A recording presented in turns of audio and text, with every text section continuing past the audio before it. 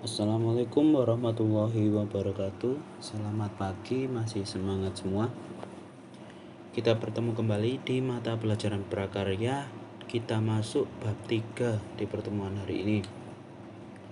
Bab 3 kita akan membahas tentang budidaya ikan konsumsi. Langsung masuk ke materi. Poin A, komoditas ikan konsumsi. Yang pertama ada ikan air tawar, yang kedua ikan air payau, dan yang ketiga ikan air laut.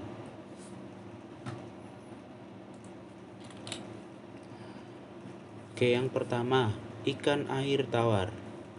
Nah, ikan jenis ini sering ditemui dalam kehidupan sehari-hari dan dikonsumsi masyarakat, termasuk sampean. Jenis ikan ini biasa hidup di sungai, danau, bahkan dari kolam pemancingan yang menggunakan air tawar. Nah, ikan jenis ini antara lain yang pertama ikan mas, terus ikan lele, ikan nila, ikan gurami, dan masih banyak lagi. Kemudian ikan air payau.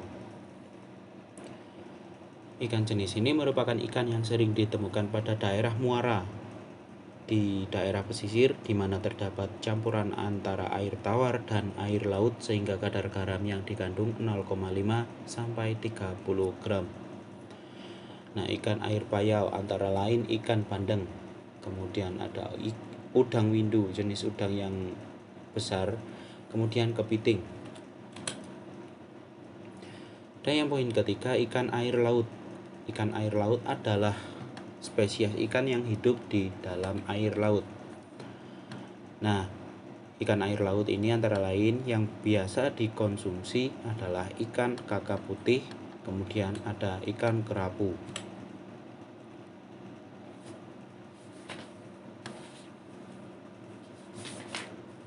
Oke, selanjutnya kita masuk di bahan-bahan dalam budidaya ikan konsumsi.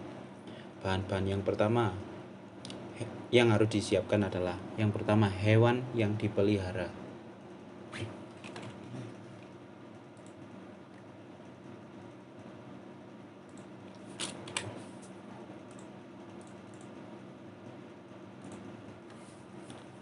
Nah, yang kedua kita masuk poin B, sarana dan peralatan budidaya ikan konsumsi.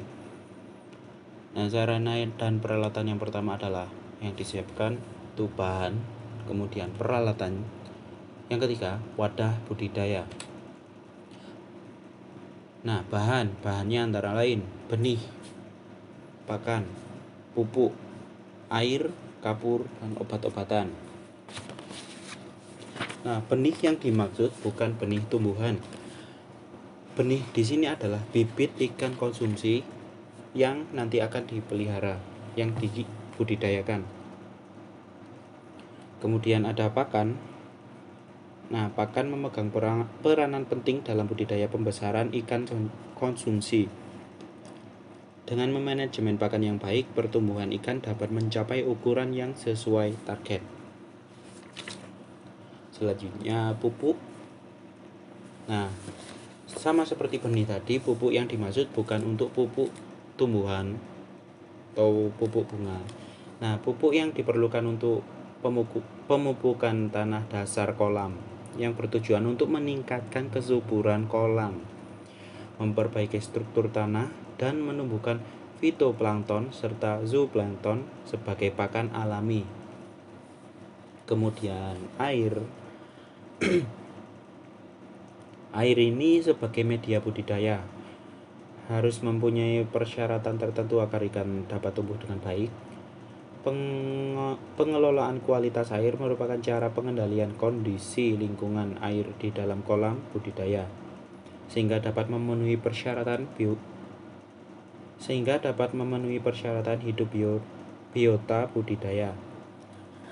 Biotanya itu bisa ikan, udang, kepiting, dan lain-lain, termasuk plankton. Selanjutnya ada kapur.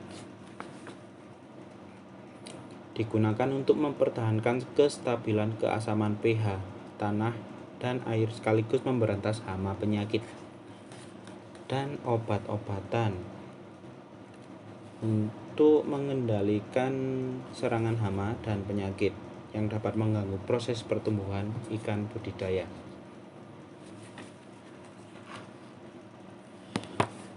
Kemudian peralatan. Yang pertama ada penggaris. Penggaris biasa digunakan untuk mengukur postur ikan, mengukur tubuh ikan, panjangnya, lebarnya. Kemudian jaring digunakan untuk mengangkat ikan dari kolam atau bak.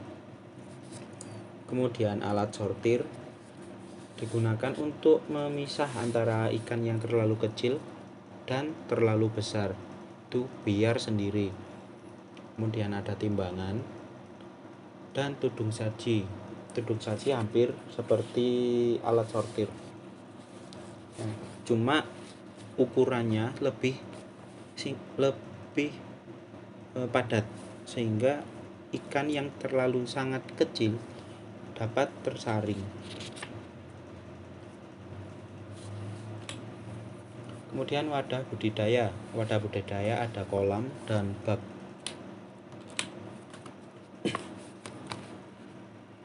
Nah, kolam ini merupakan lahan yang dibuat untuk menampung air dalam jumlah tertentu sehingga dapat digunakan untuk pemeliharaan atau membesarkan ikan. Kemudian bak di sini bukan bak yang kecil atau bak baskom itu, tapi bak dengan ukuran besar seperti kolam. Bak digunakan sesuai dengan usaha budidaya dengan bahan pembuatan terbuat dari plastik atau terpal, kemudian fiber dan beton. Dibuat seperti kolam seperti itu.